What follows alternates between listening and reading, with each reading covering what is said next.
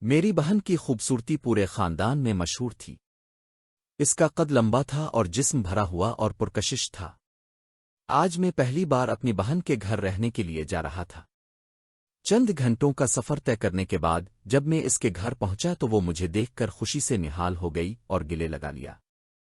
کچھ دیر بعد باتوں کے دوران معلوم ہوا کہ میرے بہنوئی کسی کام سے دوسرے شہر گئے ہوئے ہیں اور بہن گھر میں اکیلی ہے۔ دیکھتے ہی دیکھتے رات ہو گئی۔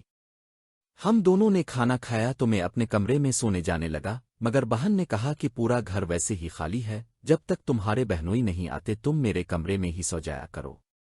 میں خاموشی سے اس کے کمرے میں جا کر لیٹ گیا۔ تھوڑی دیر بعد وہ بھی کمرے میں آئی اور سیدھا واش روم چلی گئی۔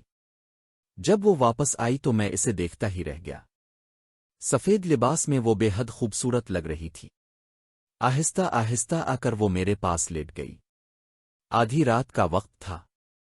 میں اسے دیکھ کر عجیب کیفیت محسوس کرنے لگا اور خود پر قابو رکھنا مشکل ہو رہا تھا۔ شادی کے بعد وہ پہلے سے بھی زیادہ حسین لگنے لگی تھی۔ میں ہمت نہ کر سکا کہ اسے چھوں، اس لیے واش روم جا کر خود کو پرسکون کیا اور واپس آ گیا۔ صبح میں بوجھل سا اٹھا، شاید رات کی بے چینی کی وجہ سے۔ میں نے آنکھ کھولی تو وہ واش روم جا رہی تھی۔ میں نے ایک غلط قدم اٹھایا اور اسے چھپ کر دیکھنے لگا۔ جو منظر میں نے دیکھا وہ میرے لیے ناقابل برداشت تھا۔ میں اپنے ہی خیالات میں کھو گیا اور خود کو ملامت کرنے لگا۔ وقت گزرتا گیا۔ زندگی میں کئی موڑ آئے۔ بہن کی شادی ہوئی، پھر مشکلات آئیں، بہنوئی کے مسائل، گھر کے حالات اور ہمارے تعلقات میں بھی کشیدگی آ گئی۔ میں اس کے قریب رہا مگر ہمارے درمیان ایک عجیب سا تناؤ اور الجھن پیدا ہو چکی تھی۔ ایک دن اس نے مجھے دیکھ لیا جب میں اسے چھپ کر دیکھ رہا تھا۔ اس نے مجھے زور سے تھپڑ مارا۔ مجھے شدید غصہ آیا اور میں نے بھی حد پار کر دی۔ اس واقعے نے ہمارے رشتے کو مزید پیچیدہ بنا دیا۔ وقت کے ساتھ حالات بدلتے گئے۔ میں اپنی زندگی میں آگے بڑھا، میری منگنی ہوئی اور پھر شادی کا وقت آ گیا۔ میری بیوی نہایت معصوم اور پاکیزہ تھی۔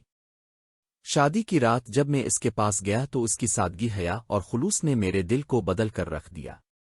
میں نے محسوس کیا کہ حقیقی سکون اور خوشی ایک پاک اور جائز رشتے میں ہی ہے۔ اس رات نے میری زندگی کا رخ بدل دیا۔ میں نے اپنے ماضی کی غلطیوں پر ندامت محسوس کی اور دل سے توبہ کی۔